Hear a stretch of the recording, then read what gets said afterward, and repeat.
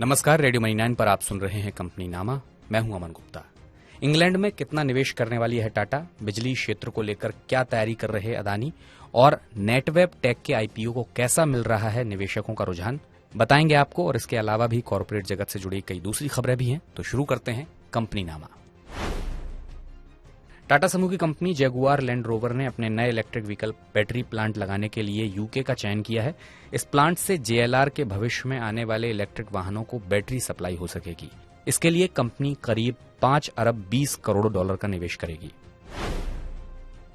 बिजली क्षेत्र में अदानी समूह बड़ी छलांग लगाने की तैयारी कर रहा है। कंपनी गुजरात के कच्छ जिले में दुनिया के सबसे बड़े हाइब्रिड पावर पार्क बनाने की तैयारी कर रही है। इस पार्क के जरिए कंपनी का लक्ष्य 20 गीगावाट ग्रीन एनर्जी उत्पादन करने का है। यह परियोजना कंपनी के 2030 तक 45 गीगावाट की क्षमता स्थापित करने के लक्ष्य की ओर बढ़ते कदम के तौर पर देखी जा रही है। टाटा समूह फ्लाइट की सुरक्षा और ग्राहकों के अनुभव के मामले में ग्रुप के दोनों एयरलाइंस में विस्तारा जैसा स्टैंडर्ड ऑपरेटिंग प्रोसीजर यानी एसओपीज ला सकती है। एयर इंडिया, एयर एशिया और एयर इंडिया एक्सप्रेस के विलय के बाद समूह में 2 एयरलाइंस रह जाएंगी। असल में समय से विमान के संचालन में विस्तारा अव्वल है और ग्राहकों की शिकायतों के मामले में ये सबसे नीचे है। अनिल अंबानी समूह के विदर्भ पावर प्लांट को खरीदने की होड़ में आदित्य बिरला समूह की कंपनी आदित्य बिरला एआरसी आगे दिख रही है। रिलायंस पावर से जुड़ी विदर्भ इंडस्ट्रीज पावर दिवालिया हो चुकी है और ये बैंकों की करीब 2,569 करोड़ रुपए की कर्जदार है। Aditya Birla asset reconstruction company Aditya Birla capital की सब्सिडरी है। इसके अलावा 3 और कंपनियों ने पावर प्लांट को खरीदने में रुचि दिखाई है।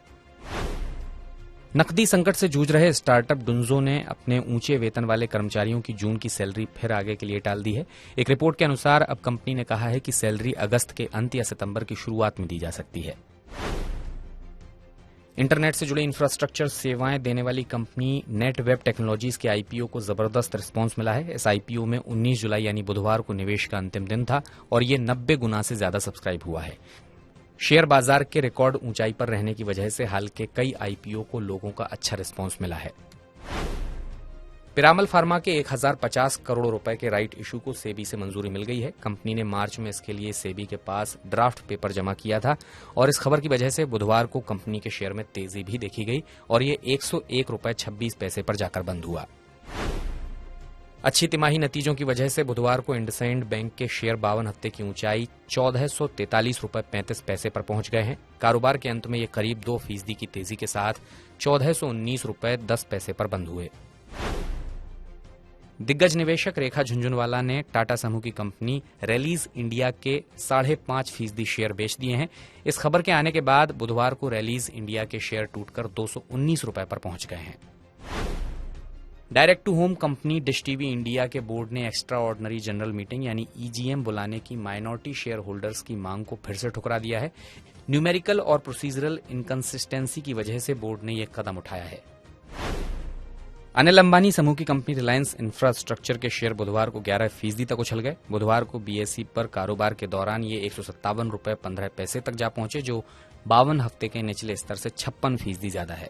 कारोबार के अंत में ये 9% की तेजी के साथ 154 रुपए 75 पैसे पर बंद हुआ। तो कंपनी नामा के इस पॉडकास्ट में बस इतना ही। बिजनेस, पर्सनल फाइनेंस और कॉर्पोरेट जगत की खबरों से लगातार अपडेट रहने के लिए आप सुनते रहिए रेडियो मनी 9 और डाउनलोड कर लीजिए मनी 9 का मोबाइल ऐप। रेडियो मनी 9 का पेज आपको ट्विटर, फेसबुक और यूट्यूब पर भी मिल जाएगा, तो वहां पर जाकर हमें फॉलो, लाइक, सब्सक्राइब कर लीजिए और अपना फीडबैक देना मत भूलिएगा। मेरा नाम अमन गुप्ता है। चलता हूं। नमस्कार।